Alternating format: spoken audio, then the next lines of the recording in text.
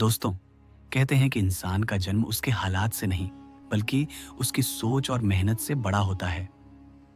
आज मैं आपको एक ऐसी कहानी सुनाने जा रहा हूं जिसमें एक शराबी पिता का बेटा अपनी जिंदगी बदल देता है।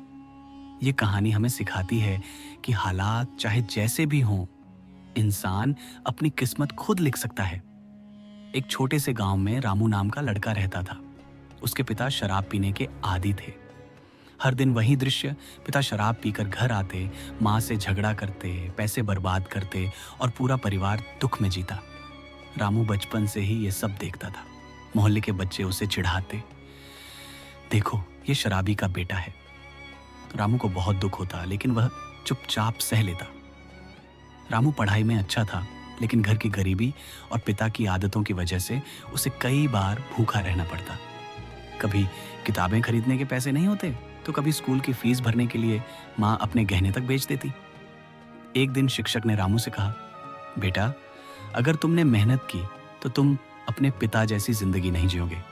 हालात बदल सकते हो। ये बात रामू के दिल में उतर गई। उसने ठान लिया कि चाहे कितनी भी मुश्किल क्यों ना हो, वह अपनी जिंदगी बदल कर दिखाएगा।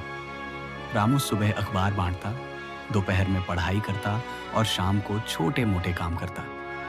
गांव वाले कहते, अरे ये शराबी का बेटा है, क्या कर लेगा। लेकिन रामू के कानों में ये बातें अब असर नहीं करती थी।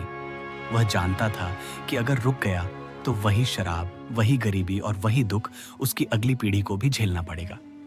रामू ने मेहनत करके अपनी पढ़ाई पूरी की और शहर जाकर नौकरी की। धीरे धीरे उसकी मेहनत रंग लाई और वह एक बड़ी कंपनी में अफसर बन गया। अब लोग वही कहते थे, देखो शराबी का बेटा आज कितनी इज्जत पा गया है। रामू ने अपने परिवार की हालत सुधारी, माँ का सपना पूरा किया और पूरे गांव के लिए मिसाल बन गया।